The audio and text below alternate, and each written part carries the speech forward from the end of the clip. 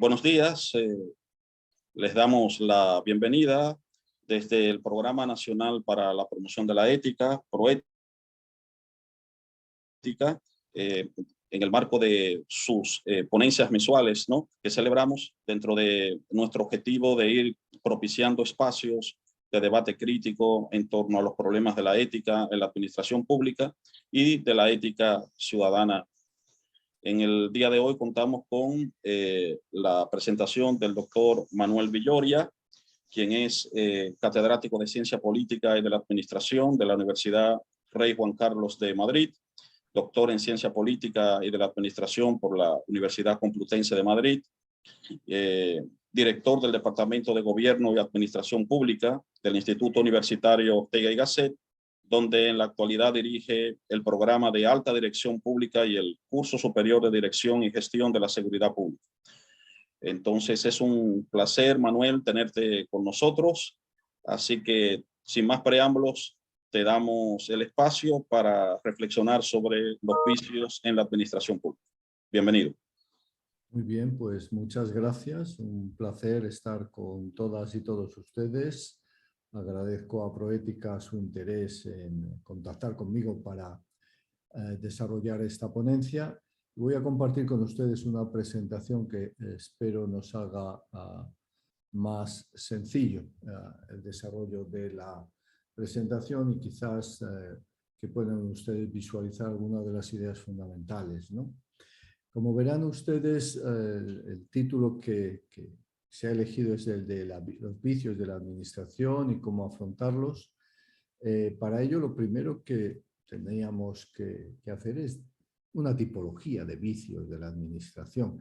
Son muchos, pero vamos a intentar establecer unos tipos de los vicios fundamentales de la administración. En todo caso, los vicios de la administración podríamos decir que son nuestros vicios, son los de los que trabajamos en ella. La administración no deja de ser un ente abstracto configurado como cualquier organización por un conjunto de personas. Si las personas no son íntegras, la administración no puede ser íntegra. Si las personas no desarrollan comportamiento ético, la organización no puede desarrollar un comportamiento ético. En todo caso, sí es importante destacar que el tipo quizás más grave de vicio en la administración es la corrupción, ¿no? Pero vinculado a ella también es importante el clientelismo. La corrupción se viene definiendo como el abuso del poder fiduciariamente concedido para beneficio privado, directo o indirecto. Es decir, le damos a alguien un poder para que lo ejerza en beneficio de la comunidad, pero abusa de ese poder que le damos, de la información, de la toma de decisiones, de los conocimientos que le da ese poder, y abusa de ese poder para enriquecerse, para beneficio privado, pero a veces puede ser indirecto, no es para él, es para el partido, es para la familia. Bueno, en cualquier caso son los ejemplos típicos de corrupción. El cohecho, la malversación, el robo de fondos públicos serían ejemplos típicos de corrupción. El clientelismo es otra modalidad de actuación no ética en la administración. A veces está muy vinculado a la corrupción, tiene alguna peculiaridad, y es que el clientelismo, igual que el patronazgo, implica el hecho de que a ciertas personas se les garantizan ciertos privilegios o el acceso a ciertos servicios públicos cuando no tiene derecho a ellos, y se hace a cambio de que esta persona o este grupo de personas apoyen electoralmente a el partido que está en el gobierno. Es decir, que tenemos un partido en el gobierno o un grupo de políticos que tienen poder, influencia, y que a cambio de que les demos el voto, pues nos van a dar ciertos privilegios que no dan al resto de los ciudadanos o ciudadanas. En ocasiones son cosas menores, ¿no? El hecho de saltarse una cola para un servicio médico, el hecho de que se admita al niño en una escuela que no le corresponde. A veces son actuaciones más complejas y que a veces yo creo que tienen más daño, como el dar empleo público a quien te vote, ¿no? independientemente de sus competencias, de su capacidad. Yo, como tú me has votado, te voy a dar un empleo público durante el tiempo que yo esté en el mando, durante el tiempo que yo esté en el gobierno. Eso sería el patronato. Pero también es cierto que la administración no actúa de forma viciosa o inadecuada solo cuando es corrupta o cuando actúa clientelarmente, sino también cuando actúa con ineficacia e ineficiencia. Es decir, cuando no cumple los objetivos para los que tiene que desarrollar determinadas políticas públicas. Hay un presupuesto público que cuesta dinero, ¿verdad? Cuesta esfuerzo a la gente poder contribuir a este presupuesto público, y este presupuesto público tiene que gastarse con enorme eficacia y eficiencia, es decir, cumpliendo los objetivos, eficacia y haciéndolo al menor coste posible. En muchas ocasiones las administraciones actúan despilfarrando fondos públicos de forma incoherente, de forma que no cumplen objetivos de bienestar para la población, tiran el dinero. También eso es un vicio. Pero también es un vicio esta lentitud e indiferencia, esto que llamamos muchas veces la burocracia, una administración lenta, que no da respuesta, que esperamos y esperamos que nos resuelva un recurso, que nos resuelva una licencia, y además que actúa con una enorme indiferencia frente a nuestros problemas, frente a nuestras desgracias, ¿no? Como una especie de máscara de hierro que no responde empáticamente a nuestras necesidades. Finalmente, la administración también creo yo que actúa de forma inadecuada cuando desarrolla su trabajo con inequidad. Inequidad para con personas a veces que necesitan ayuda especial, con quienes tienen ciertas discapacidades de tipo intelectual, de tipo físico, cuando actúa inequitativamente porque no trata con igualdad a los hombres, a las mujeres, etc. En todos esos casos también hay que considerar que estamos hablando de una administración que no cumple adecuadamente con la ética del servicio público, con lo que esperamos de ella. Bien, los niveles y fases de esto que llamaríamos una administración no ética, una administración con vicios, ¿no? Hay tres niveles, muchas veces, de esto de la administración con vicios. Uno es una administración que funciona adecuadamente, pero tiene manzanas podridas, es decir, tenemos procedimientos bien diseñados, los trabajamos bien, pero es verdad que hay personas que incumplen, hay delincuentes, por decirlo así, porque tienen factores personales de desarrollo moral muy bajo, porque el centro de control externo hace que echen la culpa de todo lo que hacen mal al resto de personas y ciudadanos, porque tienen factores de impulsividad que les impiden controlar sus pasiones, porque tienen una emotividad muy fuerte y entonces cada vez que se enfadan con la organización, actúan contra la propia organización y con ello contra el interés general.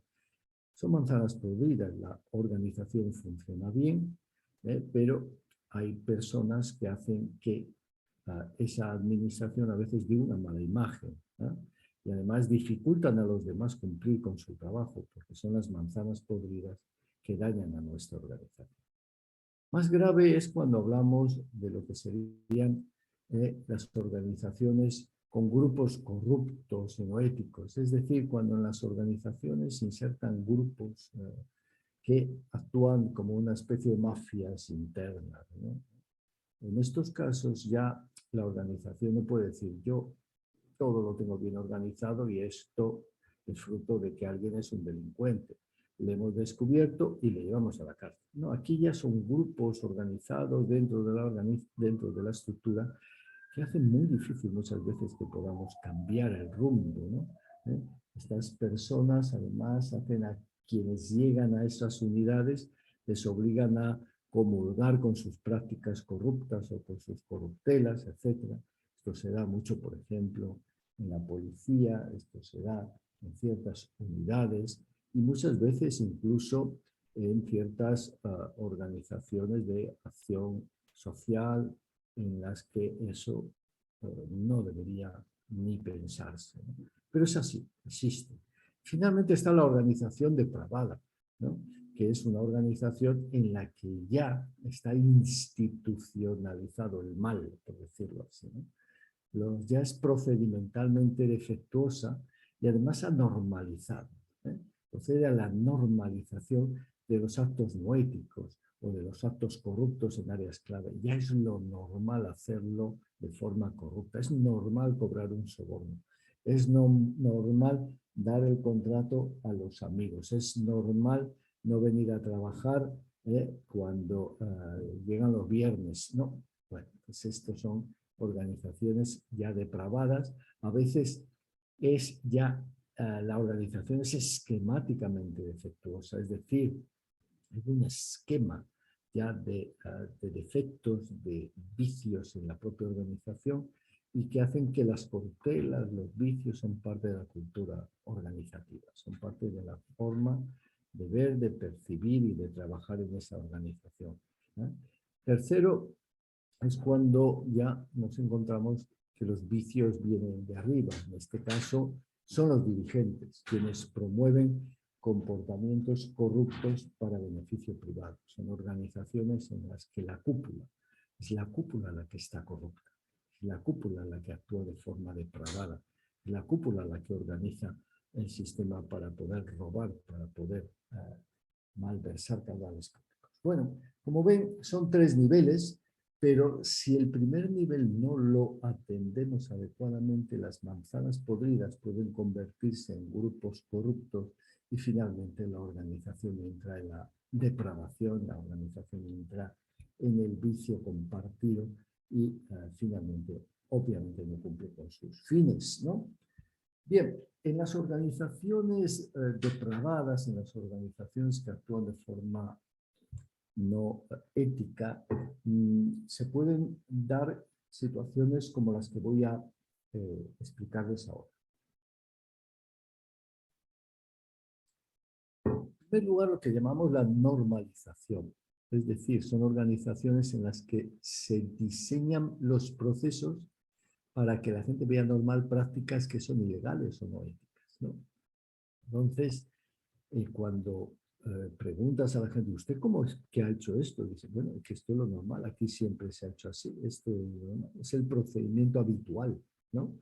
Cuando yo paro a alguien en la carretera, le pido un soborno, esto es lo normal, siempre se ha hecho así. Bueno, pues esto es la normalización, por ejemplo, ¿no? Luego está la socialización en prácticas no éticas, es decir, que no es solo que sea normal, sino que además se le explica a la gente que eso es bueno, que eso es lo que debe hacerse y que además la forma correcta de trabajar en esa organización es haciendo las cosas mal, ¿no? En tercer lugar sería la separación de roles, muchas veces, y de información. A veces las organizaciones corruptas separan roles y separan puestos de trabajo de tal manera que no hay información entre los puestos, lo que hace uno, lo que hace otro. De tal manera que tú puedes creer que estás trabajando tan honestamente en tu organización, pero todos los de al lado están actuando de forma corrupta, por ejemplo. Otro problema típico de organizaciones que se depravan es la identificación con el grupo y no con el interés general. Esto que se llama corporativismo, ¿no? Se da muchas veces, por ejemplo, en la profesión médica, ¿no? Donde los médicos se protegen mutuamente, incluso dañando al interés general, incluso dañando los intereses de los pacientes, pero hay una protección entre los miembros del grupo y una identificación de intereses. Otro ejemplo es la identificación política, ¿no? Es decir, cuando tú entras en la administración y entiendes que está al servicio de un partido, no al servicio de un país, ¿no?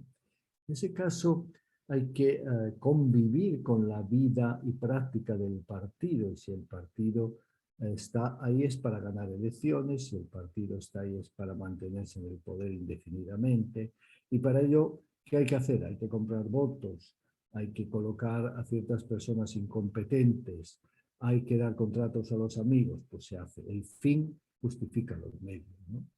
Ya más complejo es lo que llamamos la teoría de la oportunidad, ¿no? Que es en organizaciones corruptas los puestos donde hay dinero son los que se buscan para poder robar de ello, ¿no? O en organizaciones ya sistemáticamente corruptas, los controles, aunque se mantengan formalmente, se hacen inservibles, no sirven, ¿eh? Es decir, teóricamente hay un control en la contratación, teóricamente hay un control en la presupuestación, teóricamente hay un control en la selección del personal, pero nada de eso funciona, porque lo que funciona realmente es el interés particular y no el interés general, ¿no? Y finalmente hay que tener en cuenta que las organizaciones que tienen fricciones permanentes, que tienen tensiones permanentes, que no gestionan bien sus recursos humanos, por ejemplo, y donde hay múltiples tensiones, injusticias, etcétera, incentivan respuestas no éticas también. Con lo cual, una organización que quiera funcionar éticamente tiene que evitar esas fricciones para poder dar respuesta. Las respuestas, en consecuencia, yo diría que son de dos tipos. Son institucionales, que lo que llamamos marcos de integridad, por ejemplo, son personales. Nos vamos a centrar sobre todo en las personales al final, puesto que quiero que sea una clase más de ética que de institucionalismo, ¿no? Pero es verdad que las mejores respuestas son las que mezclan las respuestas institucionales con las respuestas personales, las mixtas, ¿no? Vamos a ver qué implican respuestas institucionales para conseguir reducir, afrontar o confrontar los vicios de la administración. Vamos a ver las institucionales. En primer lugar, hay que reconocer que las organizaciones, tanto las públicas como las privadas, aunque en este caso nos interesan las organizaciones públicas, puesto que hablamos de la administración, las organizaciones que están legalmente constituidas en una sociedad, porque también hay organizaciones criminales, ¿no? Pero nosotros hablamos de las administraciones públicas.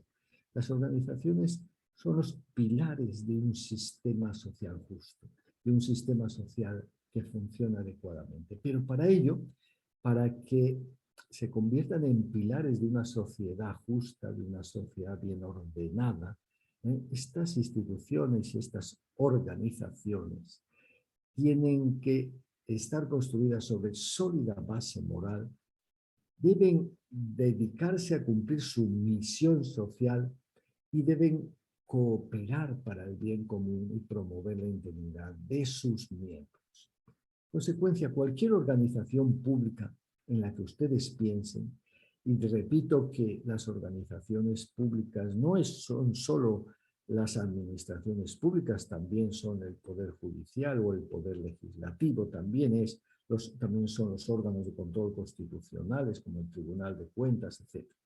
Todas las organizaciones nacen para cumplir una misión social, nacen para cumplir un fin social. No nacen para enriquecer a sus miembros, no nacen por generación espontánea, nacen para cumplir una misión social. El Ministerio de Educación existe para cumplir un fin social. El Tribunal de Cuentas igual, para cumplir un fin social. El Parlamento cumple un fin extraordinariamente importante en una democracia. Cada uno tiene una misión social y tiene que dedicarse cada organización a cumplir su misión social, ¿no? De ahí que sea importante que todas las organizaciones tengan clara su misión social y traten ya desde dentro de hacer que las personas que trabajan en esas organizaciones cumpla cada una con su misión propia y todas coordinadamente cumplan con la misión social de la organización, que es la forma de que el país pueda cumplir sus objetivos de desarrollo, justicia y bienestar. Bien, en esta figura pueden ver cómo cuando hablamos de un país que busca la integridad, consideramos todos los pilares del sistema, no es solo la administración quien es importante, que lo es, esto que llamamos aquí sector público, sino que la administración es un pilar más del sistema y dentro de la administración hay muchas organizaciones, muchos ministerios, direcciones generales. Pues bien, cada una de ellas tiene que cumplir su misión social. Aquello para lo que nació, lo que la norma dice, usted como Ministerio de Hacienda debe recaudar tributos, debe gestionar los impuestos, pues esa es su misión social, hágalo y hágalo bien. Igual que el Poder Judicial, fuera ya de la administración pública. El Poder Judicial, como poder autónomo, está también para ejercer su papel en la distribución de la justicia, en la aplicación imparcial de las leyes y en la ejecución de las sentencias de forma objetiva. Pues el Poder Judicial tiene una función social, una misión social también y debe cumplirla, igual que el Poder Legislativo, igual que el Defensor del Pueblo, igual que las agencias anticorrupción y desde luego también las empresas, cada una debe cumplir su misión y debe hacer su trabajo con responsabilidad social, igual que los medios de comunicación o los partidos políticos. Si tenemos la suerte, la inmensa suerte de que todos estos pilares del sistema, ¿verdad? Cada uno cumple con su misión social y promueve que los demás cumplan con la suya. Si tenemos esa inmensa suerte, tendremos una sociedad que funciona con integridad, con eficacia, con eficiencia, sin corrupción, con legalidad, con eficiencia y seguramente con equidad. Bien, lógicamente para que esto suceda, cada uno de estos pilares, la administración, el Tribunal de Cuentas, el Poder Judicial, el Defensor del Pueblo, todas, cada una de ellas debe tener capacidad adecuada. ¿Qué implica capacidad? Pues debe tener los recursos económicos, los recursos personales, los recursos tecnológicos en la norma y en la práctica que le permiten cumplir su misión. Si no tiene los recursos, difícilmente cumplirá con su misión. Y también tiene que tener la independencia o la capacidad para definir el camino para cumplir con su misión social. Esto en el caso de, lógicamente, el Poder Judicial o los órganos de control, esto es esencial. Si no tienen independencia, no pueden cumplir con su misión. En el caso de las administraciones públicas, lo que necesitamos es que puedan cumplir su labor con imparcialidad en la norma y en la práctica. Que cuando actúan, cuando gestionan, no les distraiga las relaciones personales, las relaciones políticas, sino que apliquen la ley, la norma, los procedimientos con total imparcialidad, sin que razones o intereses personales desvíen a los funcionarios de cumplir con esta tarea. Y luego, obviamente, para que esto sea posible, también es importante que las organizaciones tengan gobernabilidad, es decir, desarrollen su labor con transparencia, desarrollen su labor rindiendo cuentas, desarrollen su labor con integridad, es decir, con procesos de integridad interno, códigos éticos, gestión de los conflictos de interés, evaluaciones de riesgo adecuadas.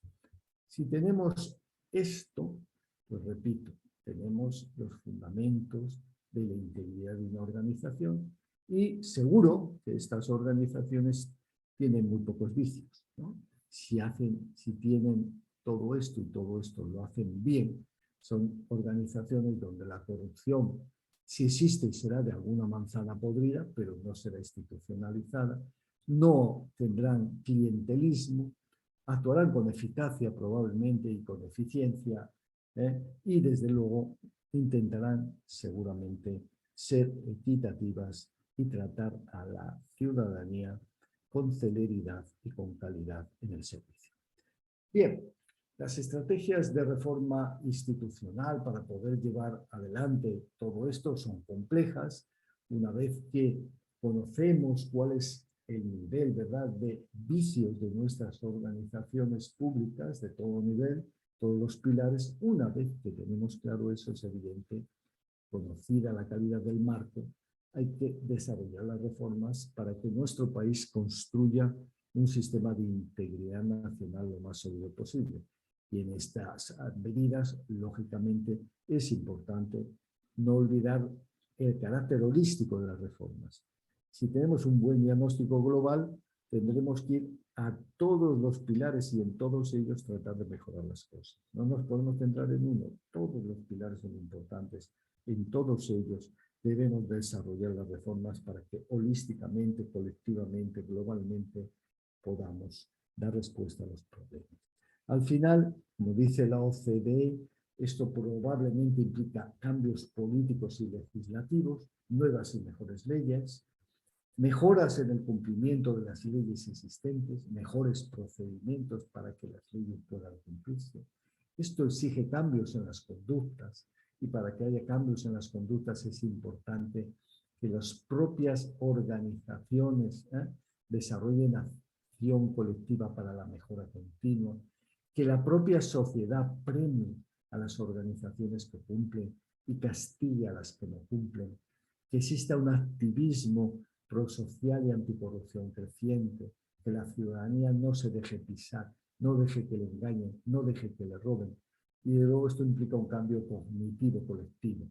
Primero en la propia organización, la conciencia del problema, la expansión de la preocupación, luego la propia sociedad, la conciencia del problema, conciencia de que los vicios en la administración, que es nuestro tema de hoy, no pueden quedar impunes, que debemos evitarlos, que debemos mejorar nuestra organización y debemos preocuparnos seriamente por esto, puesto que al final, fíjense ustedes, el hecho de que nuestros hijos puedan tener una buena educación, el hecho de que nuestra familia pueda tener salud, el hecho de que podamos ir tranquilos por las calles, nos lo da el tener una administración que no tiene vicios, una administración eficaz, una administración eficiente, una administración íntegra, una administración equitativa, etc.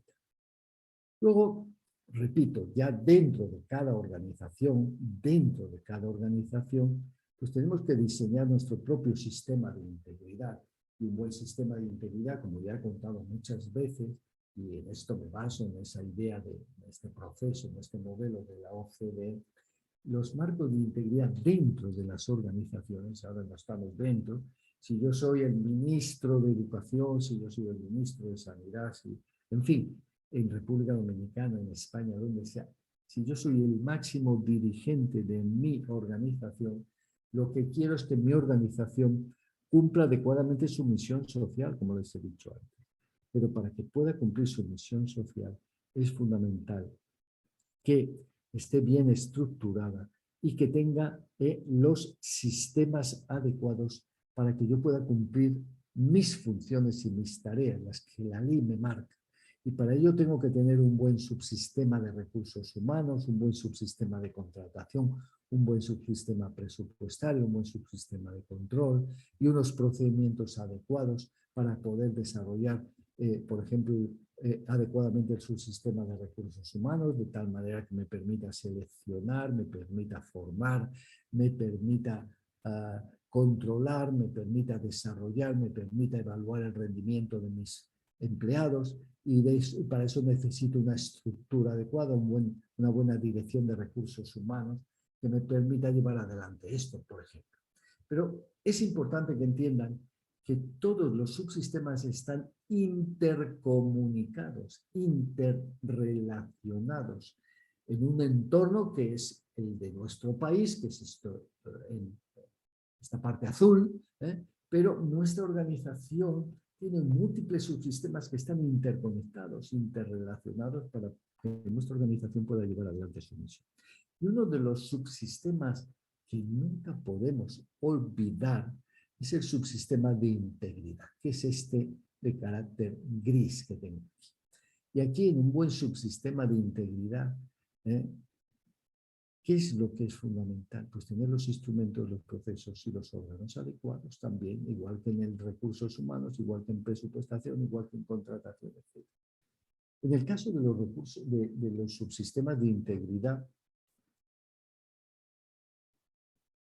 Creo que es muy importante determinar y definir la integridad, y eso implica, cómo no, y de tener unos códigos éticos adecuados, tener un sistema de encuestas de clima ético que me diga cómo percibe la organización el desarrollo moral de la misma, tener unos sistemas que guíen hacia la integridad con formación adecuada, dependiendo de los niveles, con socialización adecuada, con información adecuada, con, en última instancia, un sistema que permita a la gente, cuando tiene dudas, consultar sus dilemas éticos.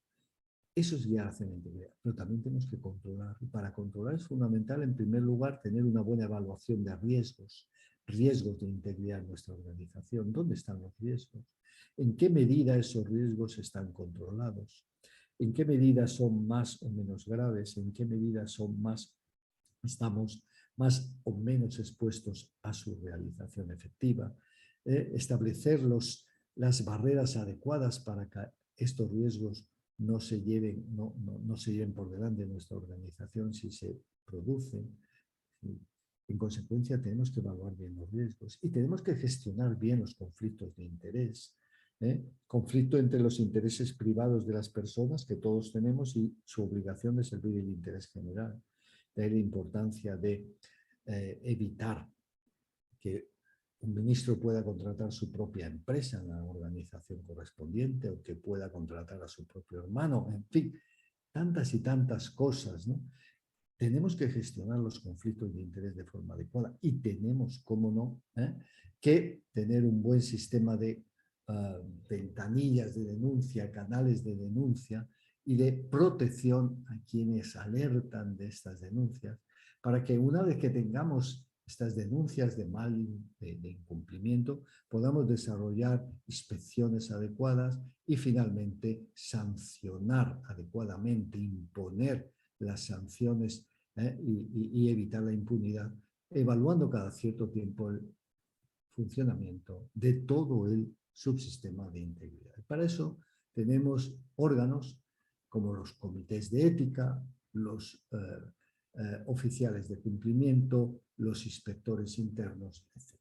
Bueno, con todo esto lo que les decía es que hay unos marcos que podríamos llamar institucionales de reforma y luego están los marcos individuales. Y en este sentido creo que es fundamental que al final cada una de las personas que trabaja en la organización es la máxima responsable de su comportamiento. Y si eres el máximo responsable de tu comportamiento y tú actúas bien, tienes que intentar que los demás actúen bien, de forma tal que no olvidemos que todo nuestro trabajo está interrelacionado. Que para que una organización funcione bien, todos tenemos que funcionar bien. Y yo no puedo pretender que mi organización funcione bien con mi esfuerzo si todos los demás no actúan bien, ¿no?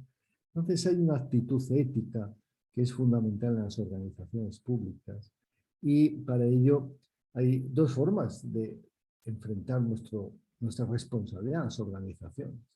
Una es la de la mera conformidad, cumplir normas, objetivos y más, sin implicarse en el sentido último. Yo voy por las mañanas, hago mi trabajo, me olvido en el momento que salgo de lo que ha pasado. Cuando estoy allí actúo en gran medida como una especie de autómata, cumplo normas, objetivos. Nadie me puede decir que sea corrupto.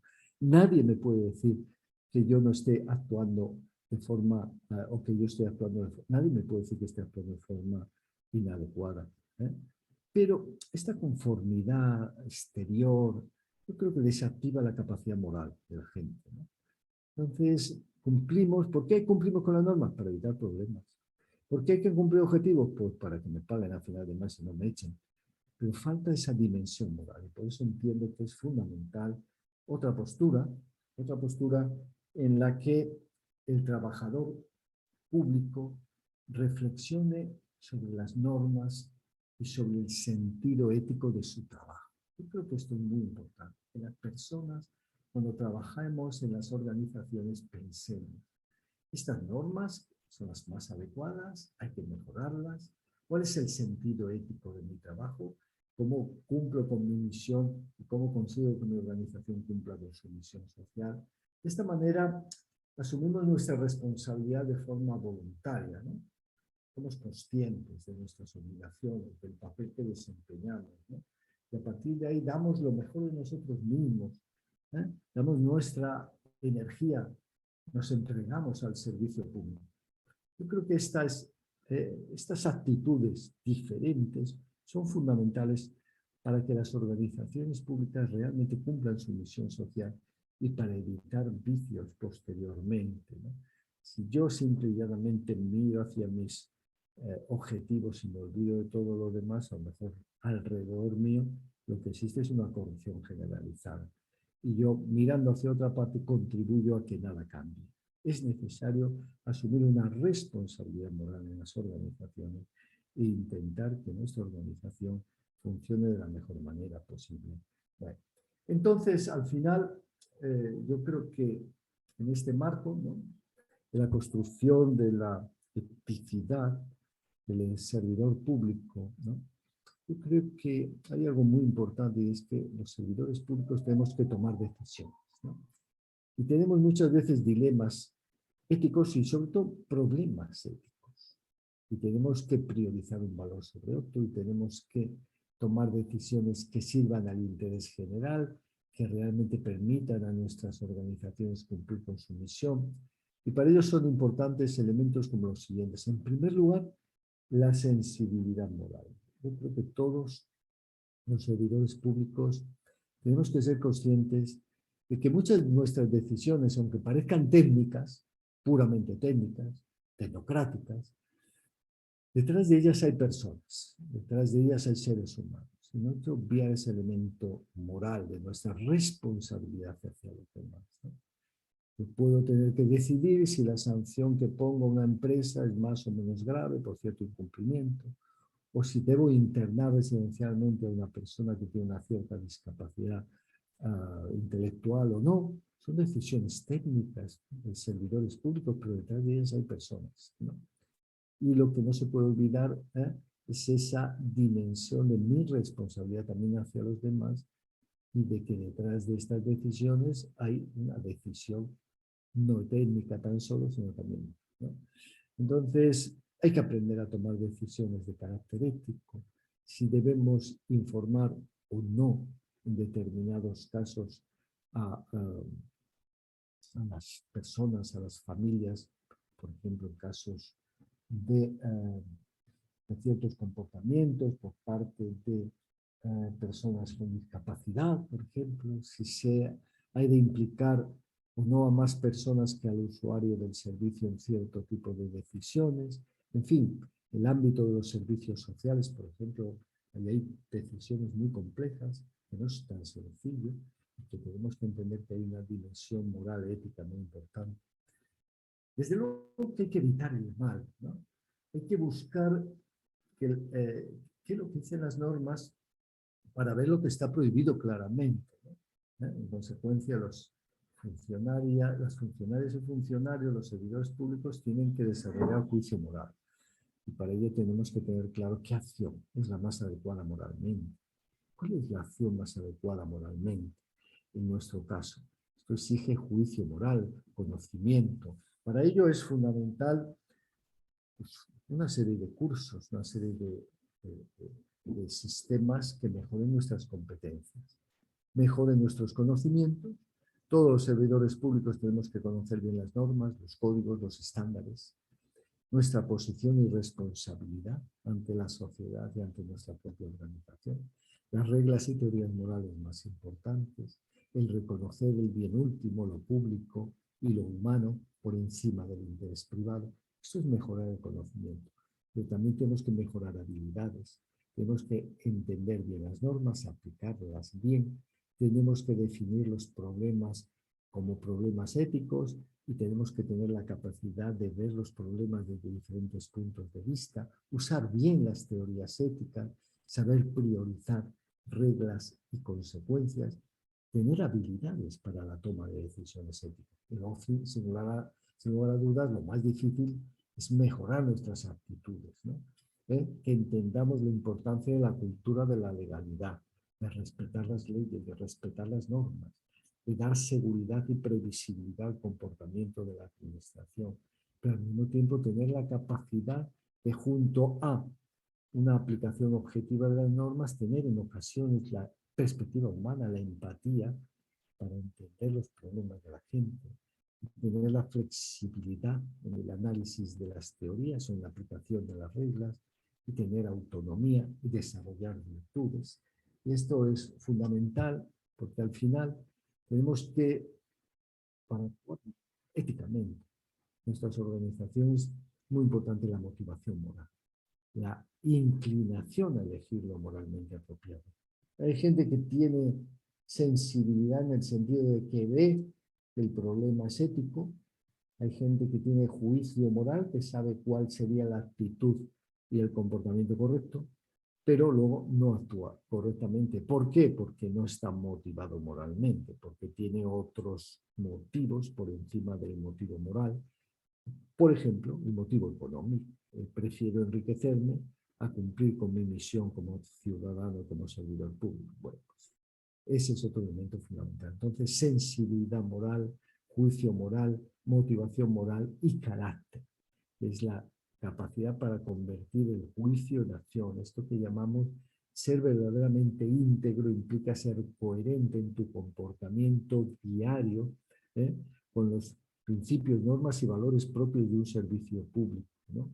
Esa capacidad para poder actuar de forma coherente cada día exige un carácter, ¿no? Una serie de virtudes que están juntas como una grapa a través de esto que llamamos integridad y que nos permiten, ¿verdad?, cuando enfrentamos un problema, pues como diría Platón o Aristóteles, ser prudentes, tomar decisiones sensatas, ser justos, ser también, como no, valientes y capacidad para decir la verdad al poder cuando es preciso, y tener templanza, saber controlar nuestras pasiones, evitar los extremos, para que construyamos este carácter que nos permite no solo saber lo que es bueno, sino ser bueno, ser una persona ética en nuestro comportamiento. Bien, con esto les he dado las ideas fundamentales con las que quería desarrollar esta charla. Me van a permitir que acabe con una última reflexiones vinculadas a la ética del cuidado y la ética del reconocimiento. Normalmente cuando trabajamos en la formación ética del servidor público, nos centramos bastante en la deontología, en la teoría deontológica, con todo lo que esto implica, vinculado a la idea de la dignidad humana, vinculado a la importancia de los derechos humanos, vinculado, como no, a la idea de los deberes morales. Pero también utilizamos el utilitarismo, valga la redundancia, para indicar que en ocasiones los servidores públicos también tenemos que ver quiénes se benefician y cuánto, y quiénes están perjudicados y cuánto, y buscar el bien común cuando no podemos darles a todos la felicidad o el bienestar. Entonces hay que buscar el mayor bien para el mayor número en ocasiones cuando no podemos darles a todos la felicidad o el bienestar, y eso es utilitarismo. Y la ética de la virtud, como hemos visto, es importantísimo desarrollar nuestras virtudes morales. Pero finalmente también creo que es importante hoy en día la ética del cuidado y del reconocimiento. Para esto, permítanme que les diga que para recuperar confianza en lo humano, para poder tratarnos verdaderamente como seres humanos y en todo esto comporta, es importante que reconozcamos que los seres humanos somos seres vulnerables. Somos seres débiles en ocasiones. Cada uno, incluso el más poderoso, puede tener una enfermedad terrible. Cada uno puede ser herido, puede sufrir daño, puede recibir una lesión moral. Y todos y cada uno de nosotros tenemos esta vulnerabilidad, ¿no? La vulnerabilidad nos aporta una identidad universal. Todos los seres humanos somos vulnerables. Todos los seres humanos sufrimos. Tenemos la posibilidad de ver el daño como nos nos destruye. Tenemos el dolor ahí presente, ¿no?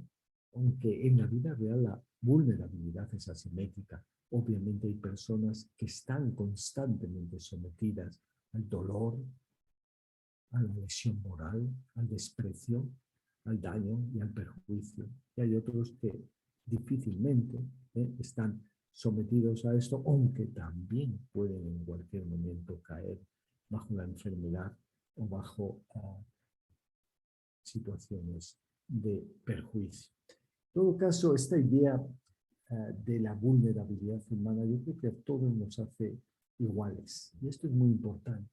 La ética del cuidado, sobre todo se habla en el sector sanitario, creo que cada vez se está expandiendo más a otras áreas del servicio público, ¿no? Es verdad que antes, hasta hace poco, era un problema de cada familia, ¿verdad? Y tener que dar cuidados a nuestros enfermos, a nuestros dependientes. Era algo muy privado, ¿no? Y sobre todo de las mujeres, vinculado al trabajo de las mujeres dentro de casa. Pero hoy en día creo que el cuidado empieza a ser un valor público. No es un valor que deban desarrollar solo las familias o las mujeres, que viene a ser lo mismo, ¿verdad? En este caso, es que el cuidado a los demás es una suerte de relación entre las personas que debe cultivarse en todos los espacios donde hay relaciones humanas. En todos los espacios donde hay relaciones humanas debemos cultivar ese cuidado por los demás, esa preocupación por la debilidad y la vulnerabilidad de los demás, ¿no? Entonces, en la administración, como no, también. Y por eso voy acabando con esta idea. Como la necesidad de los cuidados es básica, habrá que reconocer un cierto derecho universal a ser cuidados y, en consecuencia, un deber universal de cuidar. Este derecho debe estar garantizado por el Estado, pero también cada uno de nosotros tiene ese deber universal de intentar cuidar a los demás. Y en la administración pública, los gobiernos deben hacerse cargo de los cuidados necesarios, pero repartiendo responsabilidades. Los gobiernos no tienen fondos infinitos para cuidarnos perfectamente a todos. Por ello, la ciudadanía también tiene que asumir sus deberes de cuidado hacia los demás, los deberes que correspondan en cada caso, con tus hijos, con tus familiares, con tus mayores, con las personas que tienen enfermedad dentro de tu casa, con quienes tienen una u otra discapacidad, etc. ¿Qué significa actuar con cuidado?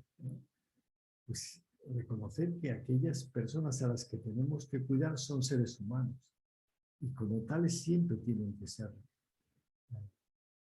tratados como seres humanos. Esto es llevar adelante el famoso imperativo categórico kantiano, ¿no? Actúa de tal manera que trates a la humanidad siempre como un fin, nunca como un medio. Cada uno de nosotros tenemos dignidad y cada uno de nosotros tenemos que, cuando lo necesitamos, ser cuidados, ¿no? Para eso todos los demás tenemos esa obligación y el Estado tiene la obligación de dar lo mejor de sí mismo para cuidar a la gente a quienes lo necesitan. Una enfermera, un auxiliar de geriatría, un trabajador social, tiene que tener, sin lugar a dudas, un carácter especial para tratar a los demás con cuidado. Tiene que tener esa vocación de tratar a los demás con cuidado, porque si no, si cumples maquinaria y burocráticamente tu labor, no está realmente dando respuesta al problema fundamental del cuidado y de la necesidad de las personas más vulnerables. Por eso creemos que la ética se basa en este deber de cuidado, ¿no? El cuidado como una de las actividades centrales de la vida humana, dado que todos somos vulnerables. Entonces es una práctica que tiene 4 elementos fundamentales. En primer lugar, la ética del cuidado implica atención, implica tomar conciencia, ¿verdad?, de la necesidad del otro. Tenemos que estar atentos. ¿Atentos a qué? A las necesidades, a las vulnerabilidades, a las debilidades de los demás. Y tenemos en segundo lugar una responsabilidad y tenemos que asumirla en voluntad. Tenemos que responder y atender las necesidades de los otros. Pero además, tercero, tenemos que buscar la competencia, la habilidad para poder dar cuidado bueno y exitoso a quienes lo necesitan, en nuestra familia, en nuestra administración, en nuestras organizaciones. Finalmente, tenemos que dar una respuesta en la cual seamos conscientes de nuestra posición y del potencial de abuso, ¿eh?, que tenemos de nuestro poder, de nuestro estar en condiciones de dar cuidado y no recibirlo. Ese potencial no puede ser abusado nunca. Nunca tenemos que abusar del poder que nos da esta capacidad en un determinado momento de estar bien y no necesitar cuidado y de dar cuidado. Finalmente, con esto acabo, la ética del cuidado nos lleva a 4 virtudes imprescindibles en la administración pública que tenemos que desarrollar como servidores públicos. En primer lugar, la confianza. Tenemos que ser capaces, como servidores públicos, de conseguir que los que nos piden ayuda siempre sean tratados como alguien que merece un gesto de caridad, de apoyo, de ayuda.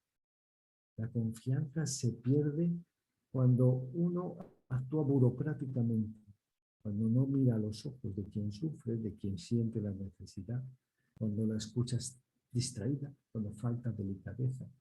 Quien necesita el cuidado necesita nuestra mirada y necesita nuestro cariño. Nuestro cuidado es algo que no se da burocráticamente. Por eso hay que construir confianza. La administración tiene que construir confianza en las personas que necesitan cuidado. Y la administración tiene que desarrollar su trabajo con empatía, ¿eh? La regla de oro de trata a los demás como quieras que te traten a ti. No les trates como no quisieras ser tratado. La relación de cuidado implica esta obligación de ponerse en la piel del otro. Cuando tú das un cuidado en la administración, cuando das un servicio, ponte en la piel de quien lo demanda, quien lo necesita, ¿eh? Solicitud, atención, asistencia, preocupación, acompañamiento. Todo esto es parte de la empatía y necesitamos dar nuestros servicios con empatía. Cuarto, flexibilidad. Muchas veces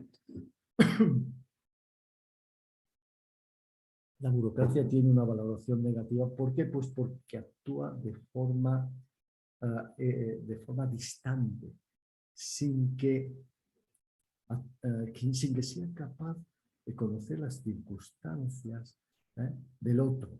La flexibilidad es el arte de atender al sujeto concreto, en lugar de ver cada problema como un caso, ¿no? Un caso, estamos ante un caso, no, estamos ante una persona, estamos ante un sujeto concreto que tiene unos problemas independientemente de quién sea. Y esta persona concreta exige que intentemos adaptar la realidad a su problema y seamos capaces de actuar con la máxima flexibilidad posible dentro, obviamente, de la legalidad existente. Finalmente, diligencia.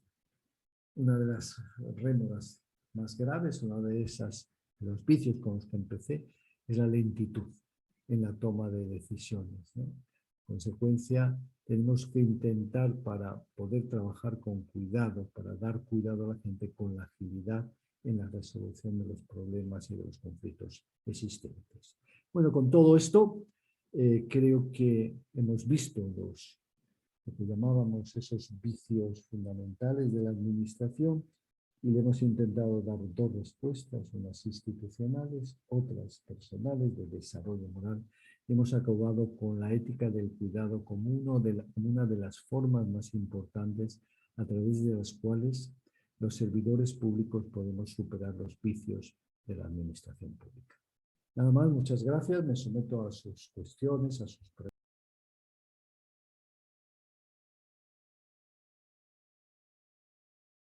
Obviamente para apresar a los ministros que actúan de forma corrupta, porque estamos pensando, supongo que para apresar a alguien tiene que actuar contra la ley, ¿no? Sí. Es decir, puede que haya un ministro que sea un incompetente, pero no por eso tenemos que meter en la cárcel. No habría cárceles suficientes. Pensé en eso. No habría cárceles suficientes en muchos países, pero sí es verdad que nuestros ministros, los que actúan de forma corrupta, es fundamental que para apresarlos, lo primero es que tenemos que tener una infraestructura, como decíamos antes, que permita una administración, que permita un poder judicial independiente y una fiscalía, un ministerio público independiente. Porque si el ministerio público o los jueces dependen del ejecutivo indirectamente, aunque no sea formalmente, pero en la práctica, los ministros nunca van a ir a la cárcel, ¿no? Entonces siempre se perderán las pruebas, siempre evitarán que las denuncias lleguen a su lugar oportuno y a las consecuencias que deberían llegar. Por esa razón es importante lo que les decía antes, construir estos mapas, estos sistemas de integridad, donde cada uno de los pilares pueda cumplir con su papel. La Fiscalía con el suyo, el Ministerio Público, los jueces con el suyo y la Administración con el suyo, ¿no? Entonces, Manuel, perdona, sí. Por favor, acércate un poco más al micrófono, por favor, que te estás escuchando. Ahora, ¿antes se ha escuchado bien la conferencia? Se escuchaba baja, pero últimamente te estás escuchando más bajo. Vale, bueno. No, les decía simple y llanamente que para que esto sea posible es necesario tener un ministerio fiscal y también, como no, una judicatura imparcial, independiente. Pues si no tenemos esto, es difícil que pueda llegar a darse que un ministro vaya a la cárcel. Entonces es necesario construir, como les decía antes, esto que llamábamos el marco de integridad nacional, y cuando se da esto y cada institución cumple con su misión, es muy difícil que un ministro se vaya de rositas, como decimos, o consiga la impunidad por el cumplimiento o por la actuación corrupta, ¿no? Entonces, esta es la idea fundamental, ¿no? Entre otras muchas cosas, ¿no? Lógicamente, tener buenos sistemas de detección, canales de denuncia adecuados, bueno, también nos ayudan a poder detectar situaciones que de otra forma no conoceríamos.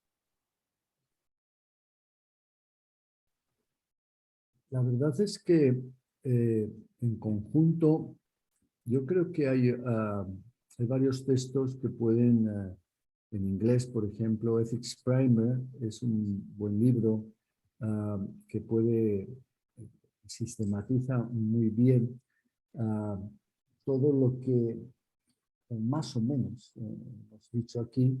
Desde luego, Victoria Camps acaba de escribir un libro precisamente sobre la ética del cuidado, que yo creo que nos ayudaría también a afrontar estos temas con bastante profundidad. Victoria Camps en España. Y nosotros publicamos un libro en el INAP también sobre ética pública para el siglo XXI que yo edité recientemente. Bueno, hay muchos textos que podrían ayudarnos a ver sobre todo la dimensión de las respuestas, ¿no? Más que el análisis de los problemas. En el análisis de los problemas hay un profesor de Derecho Administrativo español que se llama Alejandro Nieto, que escribió unos libros verdaderamente divertidos sobre el tema, ¿no? La organización del desgobierno, se llamaba uno, en el que hablaba muy bien de todos los vicios de las administraciones públicas y lo analizaba estupendamente. En España tenemos un blog de Rafael Jiménez Asensio que constantemente también nos está explicando cuáles son los vicios públicos y los malos funcionamientos del servicio público. Rafael Jiménez Asensio lo pueden encontrar en su blog. ¿Asimismo lo pueden encontrar el blog? Sí, sí, tiene... sí. Yo creo que si se entran Rafael Jiménez Asensio blog, pues ahí encontrarán sus reflexiones, que es un catedrático muy prestigioso, un excelente investigador. Bueno, hay muchos textos que así me van viniendo, ¿no?, a la cabeza, ¿no? Que podríamos recomendar, pero bueno, si eso ya lo pienso y le mando algunas reflexiones. Es decir, ¿qué podríamos hacer, ¿no? ¿Qué podríamos implementar? Sería, ¿no?, la pregunta, ¿no? Bueno, ojalá tuviera la respuesta. Sí, sí, sí. Ojalá Sería, hubiera un sistema de reglas, ¿verdad? yo creo que, como decía un amigo por Rothstein, si lo tuviera me daban ya el premio Nobel. Pero yo creo que fundamentalmente contra el clientelismo, la clave fundamental es tener una administración profesional y meritocrática. Es decir, que el ingreso en la administración pública como servidor público está vinculado a la superación de unas pruebas objetivas, sin favoritismos, y entra quien tiene más mérito. A partir de ahí, la carrera depende de tu trabajo en la administración, sin que intromisiones políticas partidistas influyan en la carrera, sino que es una carrera vinculada al cumplimiento de los objetivos, al desarrollo de tu trabajo por tus pares.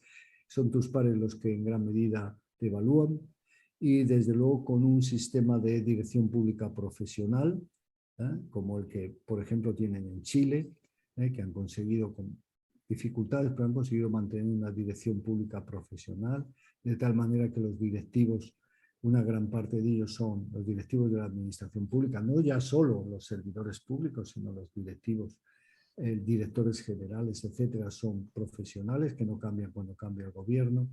Todo eso, yo creo que los elementos fundamentales están vinculados a lo que llamamos la profesionalización de la administración pública y el desarrollo de un sistema de carrera, ¿no? De tal manera que ningún servidor público salga cuando cambia el gobierno. Solo salen por razones estrictamente establecidas en la ley, vinculadas a comisión de delitos o a actuaciones verdaderamente ineficientes a largo y largo plazo, ¿no?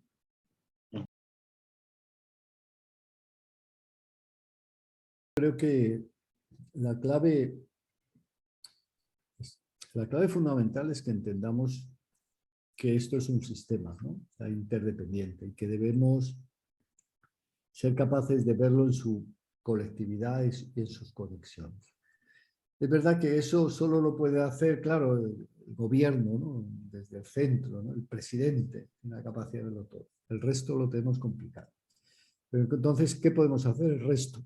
Que no somos el presidente. El presidente puede apoyar Proética, pero el resto, ¿qué podemos hacer? Yo creo que lo fundamental es que intentemos cada uno en el marco de nuestro trabajo apoyar a las comisiones de ética, desarrollar nuestro trabajo en el marco de las comisiones de ética, si podemos, para fomentar su esfuerzo y su éxito, que cada uno de nosotros debe formarse en estos temas, debe procurar mejorar sus competencias, que cada uno de nosotros debe ser capaz no de denunciar los incumplimientos cuando los ve y no callarse, ¿no?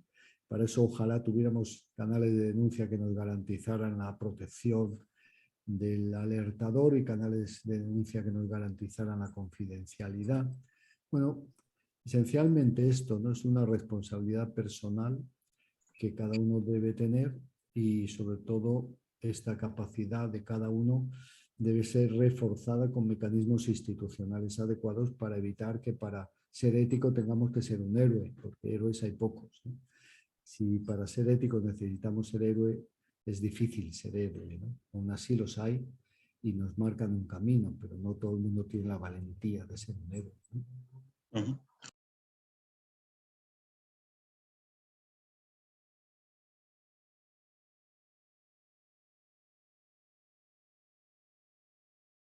Una vez más, la clave tiene que ver con gestión de recursos humanos, ¿no? Y sobre todo garantizar la profesionalidad y la carrera, ¿no? Una carrera vinculada al cumplimiento de los objetivos, al desarrollo adecuado de tu trabajo, y no a que seas de un partido u otro, no a que le caigas bien o mal al jefe.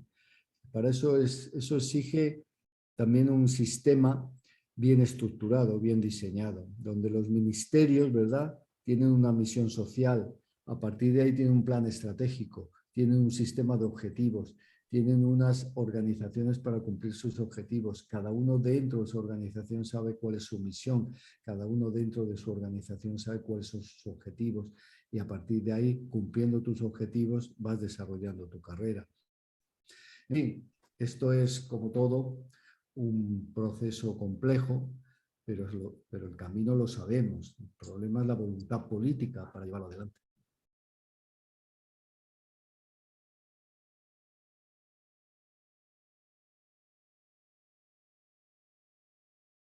Nos llevaría a otra ponencia. Sí, eso es un tema bastante complicado, ¿no? Un tema complejo, porque, bueno, mi investigación al respecto, hace tiempo que no trabajo esto, pero lo trabajé en su momento bastante, los temas de conexión entre cultura corporativa y ética, ¿no? Bueno, en principio, la cultura pues, no deja de ser sino un conjunto de asunciones básicas que tenemos ya interiorizadas cuando formamos parte de una organización, que han sido generadas, ¿verdad?, por la propia organización al aprender a hacer frente a sus problemas de integración interna y problemas de adaptación externa, y que está suficientemente consolidada para que se transmita a la gente como la forma correcta de percibir, de ver, de sentir y de actuar en esa organización. Entonces, la cultura es algo muy profundo, ¿no?, en sentido estricto, en el sentido Shane, de algo que es unas asunciones básicas interiorizadas sin que nos demos cuenta. Actuamos culturalmente. Pues la cultura tiene éxito cuando tú no te das cuenta que actúas conforme a una serie de Claro, reglas y de valores, claro. de forma automática. Entonces, ¿cuál es la mejor cultura? Claro, ese es el tema, ¿no? ¿Y cuál es la cultura mejor para impedir la corrupción? Y a mí, mi investigación me llevó a pensar que realmente todas las culturas tienen sus pros y sus contras. Y no hay ninguna que te garantice que no hay corrupción. Porque una cultura muy racionalista y muy jerárquica, pues ciertamente permite controles muy importantes sobre los de abajo, pero no controla a los de arriba. Si el corrupto es el de arriba, los de abajo estarán muy bien controlados, pero el de arriba seguirá robando, ¿no? Y eso es muchas veces lo que pasa. Entonces, es un ejemplo, ¿no? Tanto que por ejemplo, las culturas mucho más participativas, menos jerárquicas, etcétera, tienen el peligro, por ejemplo, del corporativismo, ¿no? De que existe una solidaridad entre los miembros del grupo que hace que se apoyen mutuamente incluso cuando actúan mal, ¿no? Entonces, cada una tiene sus pros y sus contras. Lo que hay que ver, el marco cultural de tu organización, qué defectos tiene y qué ventajas tiene para trabajar sobre los defectos y promover los aspectos positivos. Bueno, pues lamentablemente no podemos atender a todas las otras preguntas, ¿no?, que tenemos aquí. Simplemente entonces, Manuel, quiero que aproveches entonces este espacio que nos queda para que hagas, digamos, una, reflexión final, ¿no?, o alguna recomendación que quieras hacer, ¿no? Bueno, no, simplemente muchísimas gracias por la invitación, por sus preguntas, por su interés. Me tienen a su disposición el marco de Proética para poder seguir trabajando y desarrollando este conjunto de reflexiones. Es fundamental que entendamos que no solo la ley nos da respuesta a los problemas que tenemos los servidores públicos, sino que también necesitamos seguir reflexionando y construyendo nuestra capacidad moral, ¿no? Y esta construcción de la capacidad moral va mucho más allá que saberse las normas, ¿no? Saberse cuáles son los procedimientos. Exige una autodisciplina, como les decía, una capacidad de tener sensibilidad moral, de desarrollar juicio moral, de tener motivación moral y de tener un carácter moral. Y esto es algo complejo y les animo a seguir construyéndolo a través de la construcción de sus virtudes personales como forma de actuar bien en un mundo complejo y difícil como este. Muy bien, muchas gracias, Manuel, por habernos acompañado esta mañana y proporcionado esta interesante ponencia sobre los vicios en la administración pública. Sabemos que contamos contigo para seguir apoyándonos, ¿no?, en en lo que es este objetivo de contribuir con la transformación de la cultura ética en la sociedad dominicana. Y a todos ustedes, pues también les agradecemos por habernos acompañado en esta mañana, por su interés, ¿no? Por sus preguntas, y les exhortamos a que sigan con nosotros en estas propuestas que tenemos todos los meses para ir propiciando espacios de reflexión crítica sobre tópicos de ética de la administración pública y de ética ciudadana. Así que gracias. Recuerden que la ponencia estará en nuestro canal de YouTube, Proética RD, y hasta nuestro próximo encuentro. Feliz resto de la mañana y en España, feliz resto de la tarde. Gracias.